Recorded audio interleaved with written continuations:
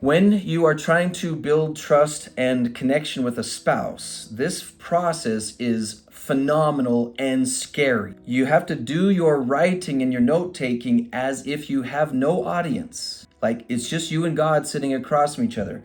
As I'm doing this, I have to pretend you aren't listening. Otherwise, it's just fake. And so then I write it. But if I want my wife, especially as a man who wants to be a psychological and emotional presider, I have to beacon her to tell her where I am, which means share this document with her. Now, usually I will do this typing it because as you can see, my handwriting is atrocious and you can't read it. I'm trying to bring this into a sensory experience for you, as opposed to the context isn't the important part. What I'm actually writing isn't what's important.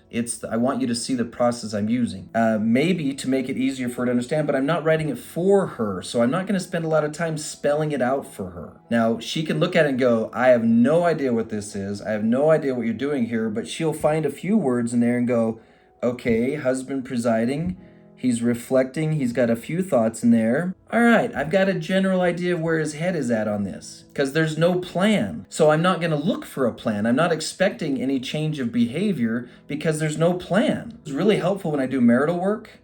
So if one person's still in the middle of their reflection or their discovery process, then the other spouse isn't going, well, are you going to change yet? Are you going to be different yet? What are you doing over there? You're not even doing anything different. You're not even trying to be different. I'm doing some massive excavation in here. I'm looking all over the place for what goes on in here. And you want me to start building something you can see just so it's convenient for you? No. Don't you do you want to really mess with this? Okay, you don't want to mess with that. You don't want to go in there and say, I'd like to be the supervisor of your personal development. Oh, no.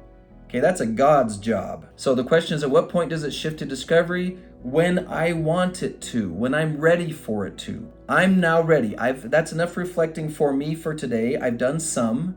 We're doing a cyclical line upon line process. And so we're going to do it again tomorrow or the next day anyway. We're going to pick up, and so we're going to just keep cycling through them all. So maybe I want to show some kind of a new plan.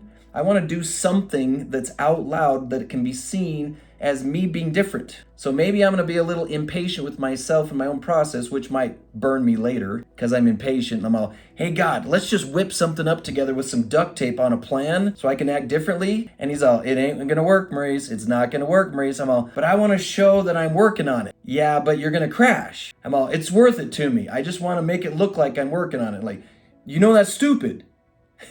And he's all, hey, we got the 116 pages with Joseph Smith. Go ahead, Maurice, do it your way, and I'll sit here with my broom and dustpan to clean up your mess when you're done.